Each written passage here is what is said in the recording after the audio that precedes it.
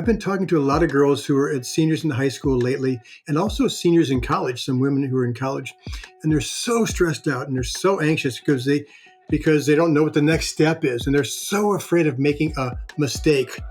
They've absorbed something from us in the culture and the educational system that says if you make one wrong decision at this moment in your life, your whole life will be derailed.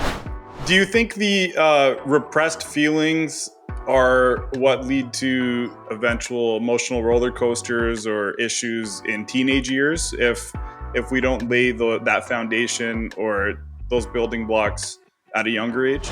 If you want them to be coming to you and being vulnerable, then I think if you're the kind of person who doesn't show any emotion, then they're probably not going to come.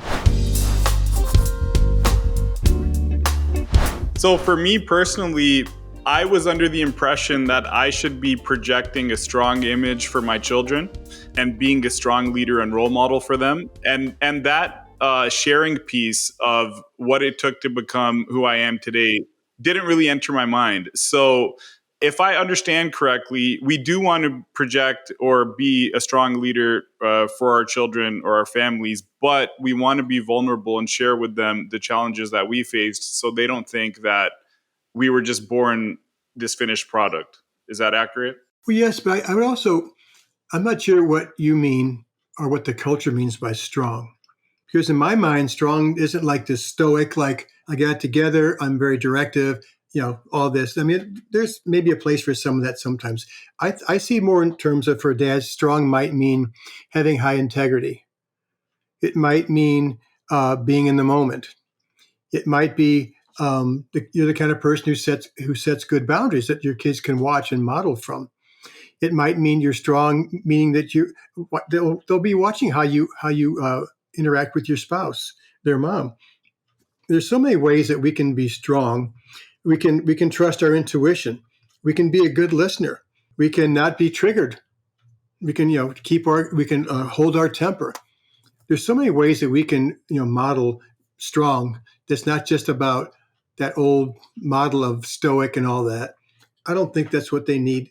If you want them to be coming to you and being vulnerable, then I think if you're the kind of person who doesn't show any emotion, then they're probably not going to come. So I think we need to, and for people who have boys, I think they need to be educated that it's okay to show your emotions. They're just emotions. All of us have them. And repressing them is what causes anger and outbursts and being triggered easily and aggression a lot of times. The other things do too, but that's one of the main reasons why that happens is because we haven't been given permission to be vulnerable. And being vulnerable and sharing things is also a way of showing your strength.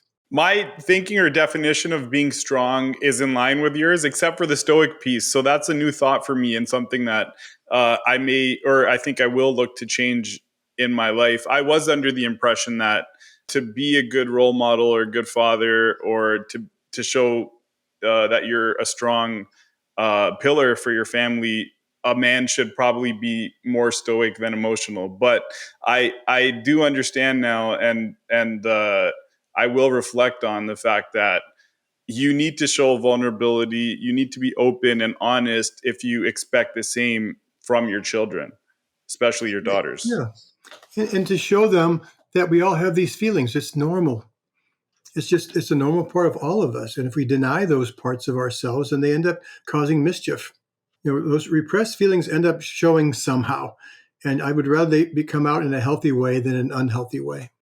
Do you think the repressed feelings are what lead to eventual emotional roller coasters or issues in teenage years if we don't lay that foundation or those building blocks at a younger age? I think that's part of it, yes. If they haven't learned how to have healthy outlets for all those emotions and all that buildup we talked about before. But I also think sometimes, there's a quote from someone, Kierkegaard or somebody, who said something about if you have a flower that's not doing well, you don't change the flower, you change the environment. You change the garden. I think sometimes we fail to look at our children's garden, i.e., why then there's so much stress and pressure with all this straight A thing and this got to be in the right club team thing. There's so much energy around all that that's causing undue pressure on kids, and they have their whole life figured out. I've been talking to a lot of girls who are at seniors in high school lately, and also seniors in college. Some women who are in college, and they're so stressed out and they're so anxious because they don't know what the next step is, and they're so afraid of making a mistake. They've absorbed something from us in the culture and the educational system that says if you make one wrong decision at this moment in your life, your whole life will be derailed. What college you go to, what's your major, what's your first job, what all that. And so they get so stressed out by that. And I tell them that's not true. That's just not true. And I say, you don't have to believe me. I encourage them to interview every adult that they bump into and ask them, when you were my age, when you were 16, when you were 18, when you were 20, did you know you'd be doing what you're doing now at age 50? I tell them most adults would say, I had no idea. I didn't go from point A at age 18 to point Z at age 50 in a straight line. I zigzagged. That's what most people do. I also tell them read biographies, watch documentaries about people's lives. So you start hearing some stories about it's okay not to know.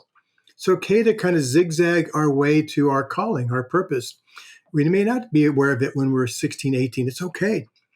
And what's really disturbing to me, besides all of that, is that in the last, I'll say maybe 5-ish years, there's an exercise we do at our retreats and camps and school programs sometimes where it's called Cross the Line, where all the girls will be on one side of the line. There's a rope down the middle of the room. And then we'll throw out things like cross the line if you have a pet, cross the line if you have an annoying sibling. But then we start getting into some more interesting things like cross the line if you've ever been left out, cross the line if you've ever been teased, cross the line if you've ever felt lonely. And one of the questions that we've been asking is cross the line if you get stressed out about your future. And in the last 5 years, if we're with a grade school group, almost everybody crosses the line. Wow. And I don't think that happened 15 years ago. I started seeing it in a lot of high school kids. I started seeing it in middle schoolers, which was disturbing. And now we're seeing it, my wife and I, in grade school kids. There's something about all that that's being filtered down, this pressure about having it all figured out and doing it all right and all this stuff. And I think it's really undue and untrue. It's untrue. You don't need to have it all figured out. You're not behind. And if you make a quote unquote mistake, like you pick a major and you end up switching it, it's okay. It's okay. If you get out there, I tell them I've been with a lot of very successful business people in the last 20 years doing talks and workshops and things. We've traveled around with groups, and I always ask them about their histories and all that. And almost all of them had failures along the way. They didn't start their first company at age 22 and then it soared to the top of the charts. Most of them stopped and started something, it failed, started another one, learned. I said, that's the way it works. It's not the way you've been imagining it. It's not this myth that the culture has been kind of pushing on our kids.